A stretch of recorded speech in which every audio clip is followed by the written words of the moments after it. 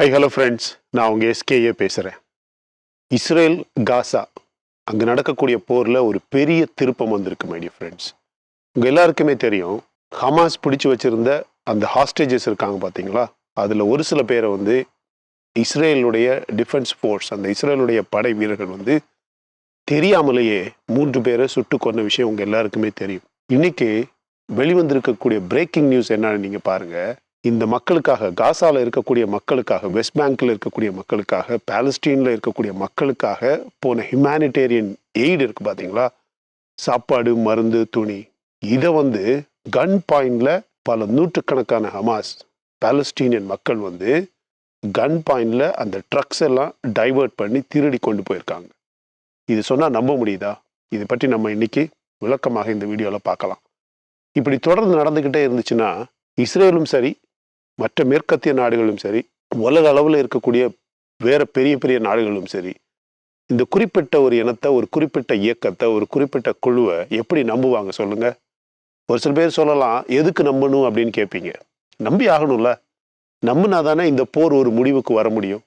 நிறைய பேர் சொல்றீங்க, மனித உயிர் இப்படி இழக்கலாமா, இறக்கலாமா, இப்படி மக்களை ஈவு இறக்கம் இல்லாமல் அழிக்கலாமா அப்படின்னு. ஆனால் ஒரு சேஞ்ச் அப்படின்னு ஒன்று வரணும்னா மனுஷன் அப்படின்னா மாறணும்ல, மாற மாட்டேங்கிறானுங்க. நீங்களே பாருங்க, இன்னைக்கு ஐடிஎஃப் 3 பேரை தெரியாம சுட்டு கொண்டு இருக்கு அப்படின்னா அதை வேணும்னே இரையாக்குனது யாரு அப்படின்னு கேட்டீங்கன்னா இந்த ஹமாஸ். அது மட்டும் கிடையாது, இஸ்ரேல் டிஃபென்ஸ் ஃபோர்ஸ் ஒரு பெரிய விஷயத்தை அன்கவர் பண்ணியிருக்கிறாங்க. அதைத்தான் நான் தொடக்கத்தில் சொன்னேன், ரொம்ப முக்கியமான விஷயம்.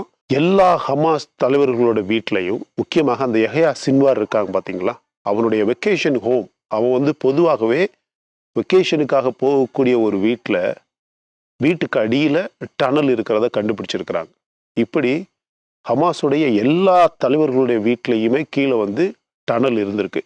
இந்த டனல் ஒவ்வொன்றுமே பெரிய ஒரு நெட்வொர்க் மாதிரி கனெக்ட் ஆனது மட்டும் இல்லாமல், தேவைப்பட்டா இவங்க வேறு நாட்டு, அதாவது இந்த ஹெஸ்பல்லா, லெபனன், ஈராக், ஈரான், தேவைப்பட்டா பக்கத்தில் இருக்கக்கூடிய இந்த பாலஸ்தீனோட அந்த இயக்கம், அந்த மாதிரியான இடங்கள்ல கூட இந்த டனல் வழியாக தப்பி போற அளவுக்கு ஒரு பெரிய நெட்வொர்க்கை இவனுங்க கனெக்ட் பண்ணியிருக்கிறாங்க. இன்னைக்கு டிஃபென்ஸ் ஃபோர்ஸ், இஸ்ரேலோட டிஃபென்ஸ் ஃபோர்ஸ் இந்த எல்லா ஹமாஸ் தலைவர்களுடைய வீட்டிலையும் இருக்கக்கூடிய டனல்ஸை கண்டுபிடிச்சிருக்கிறாங்க. அவங்க யாருமே இப்போ அந்த வீடுகளில் கிடையாது. நம்ம ஏற்கனவே பேசியிருக்கிறோம், இவனுங்களோட நெட்வொர்த் நீங்கள் பார்த்தீங்கன்னா ஒவ்வொருத்தருக்கும் பல பில்லியன் டாலர் நெட்வொர்த் இருக்கு. ஆனால் அவங்கள பார்த்தா அப்படி நீங்கள் சொல்லவே முடியாது. எல்லா ஹமாஸ் தலைவர்களுக்குமே 4 பில்லியன், 5 பில்லியன், 10 பில்லியன், 30 பில்லியன், அந்த யஹ்யா சின்வருக்கெல்லாம் பல பில்லியன் டாலர் நெட்வொர்த், ப்ராப்பர்ட்டி, சொத்து, அசெட்ஸ் இருக்கு ஃப்ரெண்ட்ஸ். இதெல்லாம் யாருடைய பணம்? எப்படி வந்தது இந்த பணமெல்லாம்?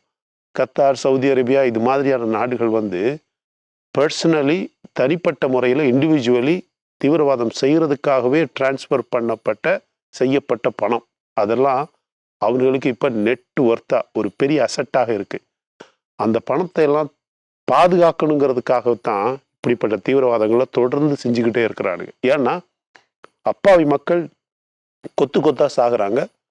அவனுங்கெல்லாம் கத்தார், சவுதி அரேபியா, ஏமன் அப்படின்னு பல நாடுகளில் உல்லாசமா ஜாலியா இருக்கிறானுங்க.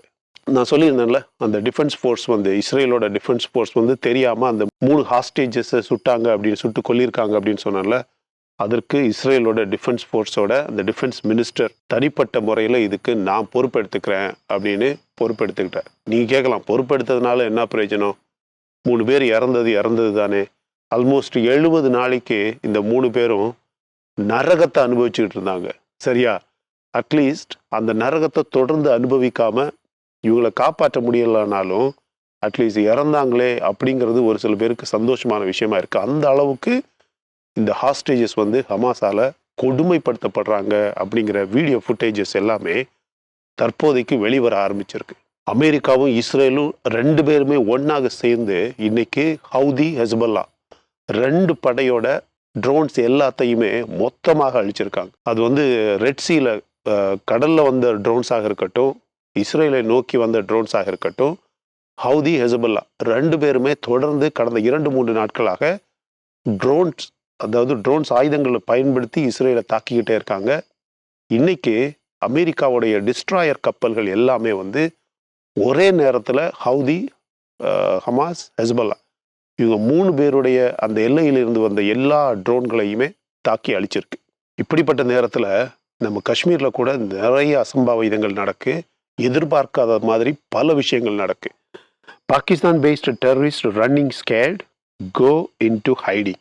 அதாவது ஜம்மு அண்ட் காஷ்மீர் அந்த எல்லை இருக்குது பார்த்தீங்களா, அந்த எல்லையில் எங்கெங்கெல்லாம் இந்த பாகிஸ்தான் பேஸ்டு தீவிரவாதிகள் இருந்தாங்களோ அவங்க எல்லாருமே ஓடி ஒழிய ஆரம்பிச்சிட்டாங்க அப்படின்னு ஒரு பெரிய சர்வேயே, ஒரு பெரிய ஜேர்னலே இன்னைக்கு வெளியாயிருக்கு. ஆதாரங்களோடு வெளியாயிருக்கு. நம்ம இந்த வீடியோவில் காட்டுற மாதிரியே பல ஆதாரங்கள், இவங்க எல்லாரும் ஓடி ஒளியறதுக்கான ஆதாரங்கள் வெளியாக ஆரம்பிச்சிருக்கு. நம்ம நேற்று வீடியோவில் சொன்னோம், ஞாபகம் இருக்கா? 2023ஆம் ஆண்டில் தான் இந்திய வரலாற்றில் இதுவரைக்கும் இல்லாத அளவுக்கு குறைந்த அளவில் தீவிரவாத சம்பந்தப்பட்ட இறப்பு நடந்திருக்கு. அதுக்கு காரணம் இதுதான் ஃப்ரெண்ட்ஸ். எல்லா தீவிரவாதிகளுமே எப்படியாச்சும் தப்பிக்கணும் அப்படின்னு ஓடி ஒளிய ஆரம்பிச்சிட்டாங்க. நம்ம 370 ஆர்டிகிள் ஸ்கிராப் பண்ணதை பற்றி நம்ம சுப்ரீம் கோர்ட் ஜட்ஜ்மெண்ட் வந்தது பார்த்தீங்களா? பாகிஸ்தான் நேரடியாக ஏதாவது பேச ட்ரை பண்ணிச்சு, சைனா ஏதாவது பேசணும் அப்படின்னு ட்ரை பண்ணிச்சு. பாகிஸ்தானும் சைனாவும் 2 பேரும் சேர்ந்து ரஷ்யா கிட்ட பேசினதாக செய்தி வந்துச்சு. இன்னைக்கு வந்திருக்க ரிப்போர்ட்டை பாருங்க. Pakistan rights to United Nations, OIC and European Union on illegality of Indian Supreme Court verdict for held Kashmir. ஐநா சபை, யூரோப்பிய யூனியன், OIC அப்படின்னு 3 குழுக்களுக்குமே பாகிஸ்தான் வந்து லெட்டர் எழுதியிருக்கு. எதுக்கு? இவங்க சுப்ரீம் கோர்ட்டோட வேர்டிக்ட் வந்து இல்லீகலாக ஜட்ஜ்மெண்ட் பாஸ் பண்ணியிருக்கிறாங்க. நம்ம நாட்டுக்குள்ளாடி இருக்க இடத்த பற்றி நம்ம நாட்டு சுப்ரீம் கோர்ட்டு ஒரு ஜட்ஜ்மெண்ட் பாஸ் பண்ணதை லீகலா இல்லீகலா அப்படின்றத இவனுங்க எப்படி பேச முடியும்? நேற்று சைனா வந்து லடாக்கை பற்றி பேசின உடனே, அதாவது இந்த 370 ஆர்டிக்கிள் காஷ்மீரை பற்றி பேசின உடனே, லடாக்கு எப்போதுமே சைனாவுக்கு சொந்தமான பகுதி தான் அப்படின்னு ஒரு ரிப்போர்ட் வெளியிட்டிருக்கு. அது எப்படி ஃப்ரெண்ட்ஸ்? கனவுல கூட இது உண்மையா பொய்யா அப்படின்னு எவனுமே நம்ப மாட்டான். லடாக்கை பற்றி சைனா பேசுறதுக்கு என்ன உரிமை இருக்கு நீங்க சொல்லுங்க. நேற்று நம்ம இதை பற்றி இந்த 370 ஆர்டிக்கிள் பற்றி நம்ம நேற்று வீடியோவில் கொஞ்சம் விளக்கமாக பேசியிருக்கிறோம். நீங்கள் நேற்று வீடியோ பார்க்கலன்னா அதை போய் கண்டிப்பாக நீங்கள் பார்க்கணும். சைனா வந்து லடாக் பற்றி எப்படி பேச முடியும்? இன்னைக்கு ரிப்போர்ட் பாகிஸ்தான் வந்து ஐநா சபை, ஐரோப்பிய ஒன்றியம், OIC அப்படின்னு 3 முக்கியமான குழுக்களுக்கும் லெட்டர் எழுதியிருக்கிறான். காஷ்மீர் வந்து, அதாவது அது ஒரு கான்ஃப்ளிக்டான பார்டர், அதை பற்றி அந்த கான்ஃப்ளிக்டில் இருக்கக்கூடிய பார்டரை பற்றி எதுவுமே சொல்லாமல் எப்படி சுப்ரீம் கோர்ட் வந்து அது இந்தியாவுடையது தான் அப்படின்னு ஜட்ஜ்மெண்ட் பாஸ் பண்ண முடியும் அப்படின்னு ஒரு லெட்டர் எழுதியிருக்கு. அப்புறம் நீங்கள் எல்லாருமே ஸ்ரீலங்காவை பற்றி ஃபாலோ பண்ணுறீங்கன்னா உங்கள் எல்லாருக்குமே சந்தோஷமான ஒரு செய்தி. கடந்த 2-3 வருடங்களாக ஸ்ரீலங்காவுடைய பொருளாதாரம் ரொம்ப மோசமாக அடிவாங்கி, அதாவது மருந்து, உணவு, கேஸ், ஆயில் அண்ட் கேஸ் அப்படின்னு எதுவுமே இல்லாமல் அவங்களுடைய ஃபாரின் கரன்சி ரிசர்வ் இருக்குது பார்த்தீங்களா, வைப்பு பணம், அது வந்து சுத்தமாக ஜீரோவாக மாறி இன்ஃப்ளேஷன் வந்து 30-35% அப்படின்னு உயர்ந்து அரிசி, பிரெட்டு, சாதாரண உணவுப் பொருட்கள் கூட 25-30 மடங்கு அதிகமான விஷயம் உங்கள் எல்லாருக்குமே தெரியும். கடந்த 2 வருடங்களாக ஓரளவுக்கு நம்ம நாடு ஸ்ரீலங்காவுக்கு எப்படியெல்லாம் உதவி செய்ய முடியுமோ அப்படியெல்லாம் உதவி செஞ்சது உங்களுக்கு தெரியும். ஆனால் இன்னைக்கு வந்திருக்கக்கூடிய ஒரு முக்கியமான ரிப்போர்ட், கடந்த 2-2.5 வருடங்களில் முதல் முறையாக ஸ்ரீலங்காவுடைய பொருளாதாரம் பாசிட்டிவ் டைரக்ஷனில் திரும்பி இருக்கு. அதாவது இன்ஃப்ளேஷன் குறைய ஆரம்பிச்சிருக்கு. For the first time they have started building up their foreign currency reserve. அதாவது அந்நிய நாட்டு அந்த செலவாணி பணம் இருக்குது பார்த்தீங்களா, அந்த பண வைப்பு நிதி, அதை கொஞ்சமாக இப்போ தான் பில்டு பண்ண ஆரம்பிச்சிருக்கிறாங்க. அவங்களுடைய பொருளாதாரம் ஃபஸ்ட்டு டைமாக ஜிடிபி வந்து பாசிட்டிவ் ரேட்டு நோக்கி வளர ஆரம்பிச்சிருக்கு. அப்படின்னு என்ன அர்த்தம்? அவங்களுடைய இன்ஃப்ளேஷன் வந்து கொஞ்சம் குறைய ஆரம்பிச்சிருக்கு. இதுக்கு கண்டிப்பாக மிக முக்கியமான காரணம் அப்படின்னு யாருன்னு கேட்டிங்கன்னா, இது எல்லாரும் ஒத்துக்கிறீங்களோ இல்லையோ, மற்ற நாடுகள் ஒத்துக்குதோ இல்லையோ, ஏன் சைனாவோ பாகிஸ்தான் ஒத்துக்க வேண்டிய தேவையில்லை, சைனா ஒத்துக்குதோ இல்லையோ, கண்டிப்பாக இதுக்கு மிக முக்கியமான ஒரு காரணம் நம்ம நாடு இந்தியா தான். அதனால் ஸ்ரீலங்காவை காப்பாற்றிய இந்தியா அப்படின்னு நம்ம சொல்கிறதுல ஆச்சரியப்படுறதுக்கு எதுவுமே கிடையாது. ஸோ மை டியர் ஃப்ரெண்ட்ஸ், ஆக மொத்தம் இன்னைக்கு நீங்கள் ரொம்ப முக்கியமாக கவனிக்க வேண்டிய ஒரு விஷயம், அமெரிக்கா வந்து இந்த இஸ்ரேல் காசா போரில் மொத்தமாக ஒரு ஃபுல் ஃப்ளெட்ஜ் வாரில் இறங்கியாச்சு அப்படிங்கிறதுக்கான எல்லா அடையாளங்களையுமே உங்களால் பார்க்க முடியும். ஹவுதி, ஹெசபல்லா அந்த 2 பக்கத்திலிருந்து எந்த மாதிரியான தாக்குதல் வந்தாலும் அமெரிக்கா எதிர் தாக்குதல் செஞ்சு அதை அழிச்சுக்கிட்டே இருக்கு. இது அமெரிக்க கப்பல்களை தாக்குறதுனால பதிலடி கொடுக்கிற தாக்குதல் மட்டும் கிடையாது. இஸ்ரேலுக்கு ஆதரவாக, ஈரானுக்கு எதிராக, ஏமனுக்கு எதிராக, சிரியாவுக்கு எதிராக, ஹெசபல்லாவுக்கு எதிராக, ஹவுதிக்கு எதிராக, இவங்க எல்லாருக்கு எதிராக அமெரிக்கா போரில் குதிச்சாச்சு அப்படிங்கிறதுக்கான ஆதாரங்கள் தான் இன்னைக்கு வந்திருக்கக்கூடிய ரிப்போர்ட்.